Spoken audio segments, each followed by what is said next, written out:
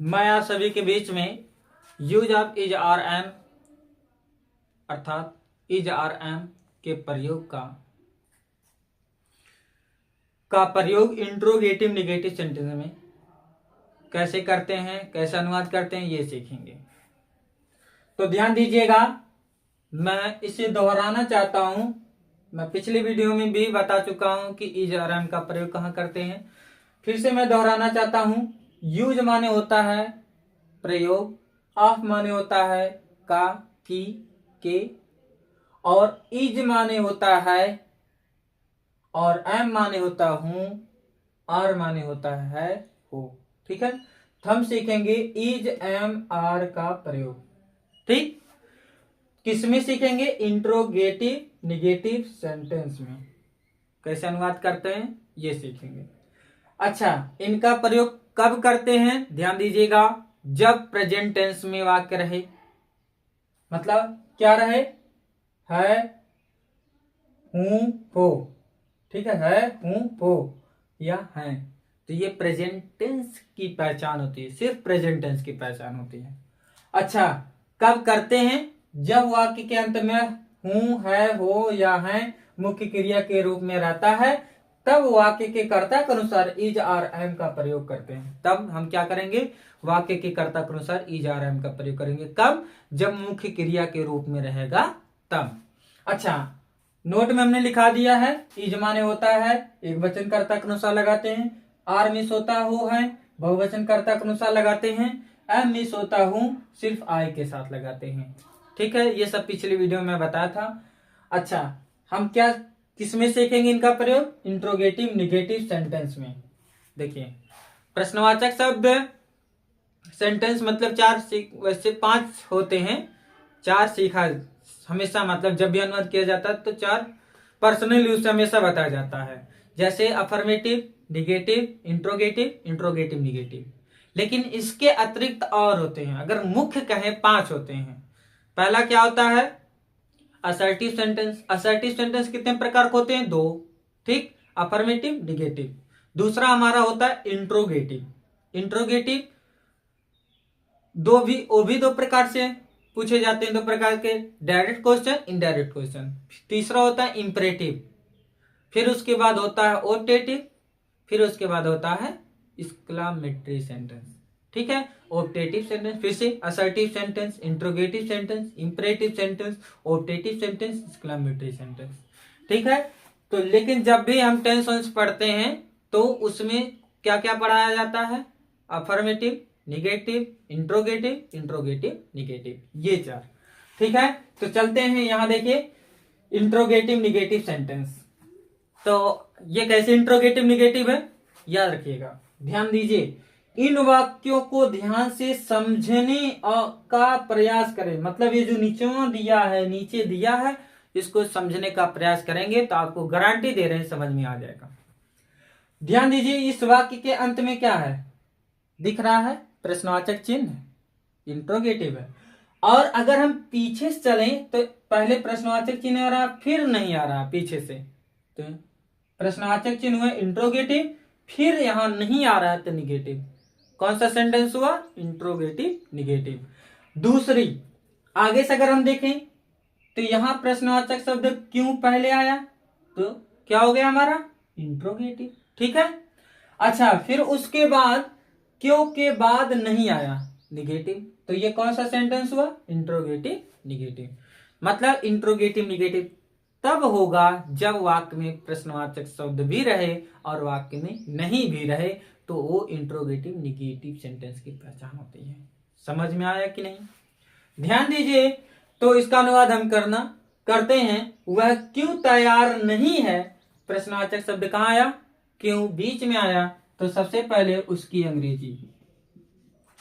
अच्छा, फिर कर्ता कौन है? वह, जब हमने कहा था प्रश्नवाचक शब्द बीच में आया तो कर्ता पहले होता है, कर्ता हुआ है, वह एक वचन है तो इज।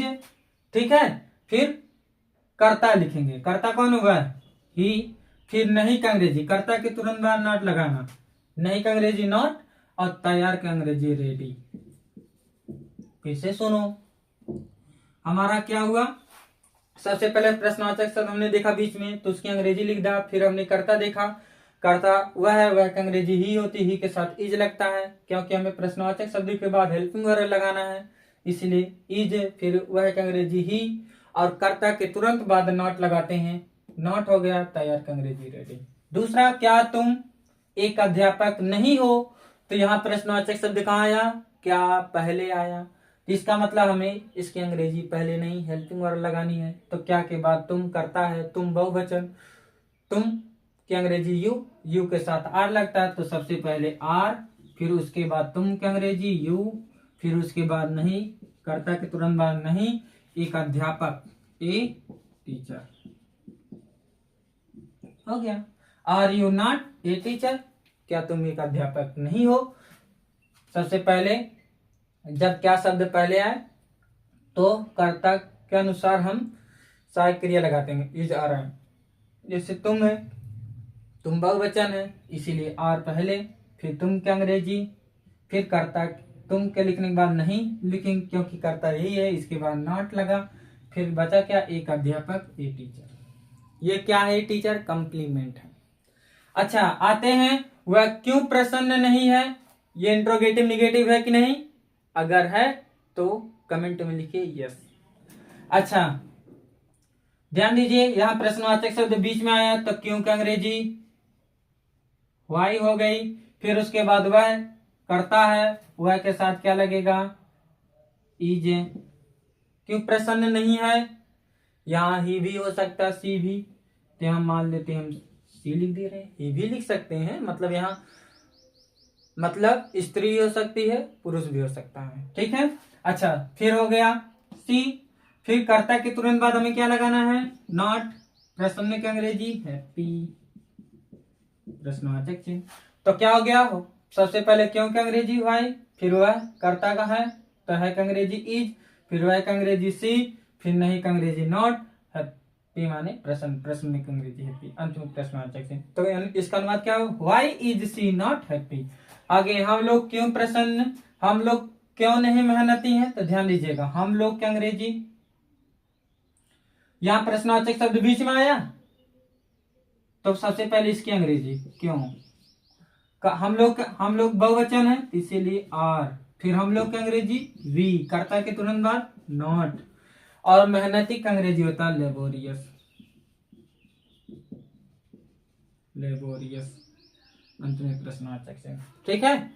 फिर से, क्यों की अंग्रेजी वाई, और हम लोग बहुवचन है तो बहुवचन कर्ता के साथ आर लगता है, फिर हम लोग की अंग्रेजी, फिर कर्ता के तुरंत बाद नॉट, फिर मेहनती की लेबोरियस, ठीक है।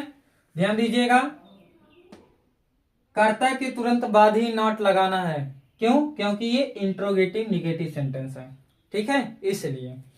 अच्छा, आपसे कोई पूछे ये किस टेंस का वाक्य किस टेंस में है, तो कहिएगा सिर्फ प्रेजेंट टेंस में है, क्योंकि प्रेजेंट टेंस की पहचान होती है वाक्य के अंत में हूं, है, हूं। देखिए यहाँ है, क्या है, वाक्य के अंत में है तो प्रेजेंट टेंस है, वाक्य के अंत में हो प्रेजेंट टेंस है, वाक्य के अंत में हूं प्रेजेंट टेंस है, प्रेजेंट टेंस है, प्रेजेंट टेंस। अच्छा, ये इंट्रोगेटिव निगेटिव है कि नहीं, क्यों इंट्रोगेटिव निगेटिव है, क्यों, प्रश्नवाचक शब्द इंट्रोगेटिव, नहीं नकारात्मक शब्द या निषेधात्मक या अस्वीकारात्मक शब्द, ठीक है। तो यहाँ क्यों है इंट्रोगेटिव, नहीं है निगेटिव सेंटेंस, इंट्रोगेटिव निगेटिव। अच्छा, तो अब इसका अनुवाद करते हैं, मैं कैसे खूबसूरत नहीं हूं, तो ध्यान दीजिएगा कैसे शब्द बीच में आया, तो सबसे पहले उसकी अंग्रेजी, तो कैसे का अंग्रेजी हो गई हाउ, ठीक है, प्रश्नवाचक शब्द बीच में आया है। मैं करता पहले है तो मैं के साथ क्या लगता है, एम, क्योंकि हूं लिख आया ना वाक्य के अंत में, फिर उसके बाद मैं का अंग्रेजी आई, नहीं की अंग्रेजी नॉट, और खूबसूरत की अंग्रेजी होती है ब्यूटीफुल या हैंडसम। अगर कोई पुरुष है तो हैंडसम, अगर कोई स्त्री है तो ब्यूटीफुल, तो यहां हम लिख दे रहे हैं।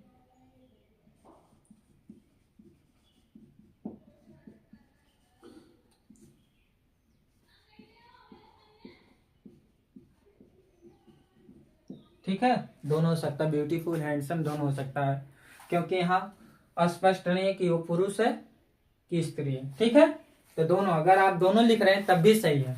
अच्छा, दूसरा, वे लोग क्यों थके हैं, यहां नहीं कर दें क्योंकि इंट्रोगेटिव निगेटिव पढ़ा रहे हैं। वे लोग क्यों थके नहीं हैं, वे लोग क्यों थके नहीं हैं। ठीक है, वे लोग क्यों थके नहीं हैं।